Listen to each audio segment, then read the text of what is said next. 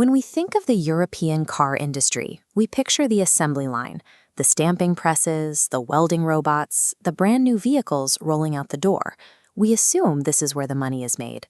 But this area chart compares the small number of new cars sold each year against the massive fleet already on European roads, 285 million vehicles. The highlighted section reveals their average age is over 12 years. 70% are long past their manufacturer's warranty. These aging cars need brake pads, tires, filters, and shock absorbers. They break down, and someone has to repair them. That creates a massive secondary economy, the aftermarket. This visualization breaks down that economy's scale, a total aftermarket value of 236 billion euros a year. 118 billion goes to parts alone, the rest to labor. That exceeds the annual defense budgets of several major European nations combined. This maintenance economy, rather than factory production, forms Europe's true strategic moat against foreign competitors. But right now, that exact defense mechanism is facing an existential threat. This secondary economy doesn't run out of a few mega factories. It operates across a sprawling physical infrastructure of more than 400,000 workshops spread across the continent.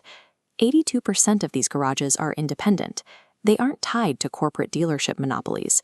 They are village mechanics and local body shops operating on deep-rooted, multi-generational relationships and local trust.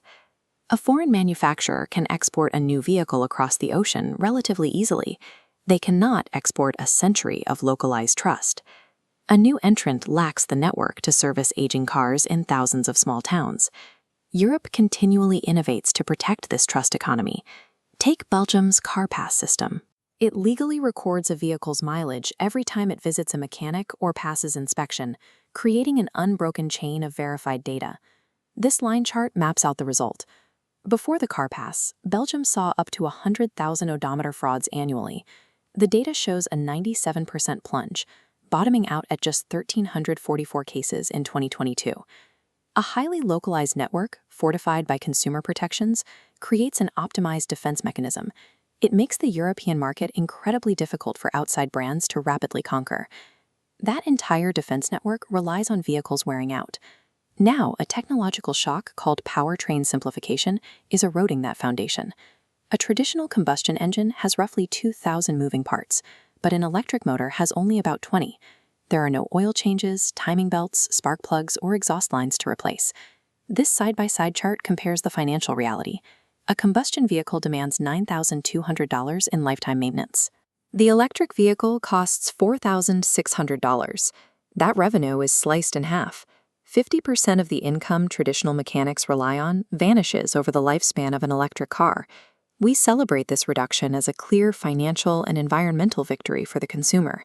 Yet it delivers a devastating economic shock to the 400,000 independent workshops sustaining Europe's automotive workforce.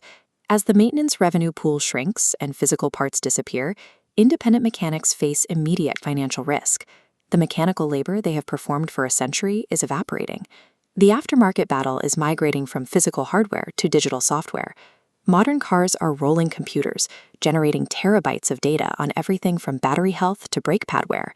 Automakers want to route all that data exclusively through their own servers. If they succeed, they create a data monopoly, locking independent garages out of the digital diagnostics required to compete for that remaining $4,600 maintenance pool.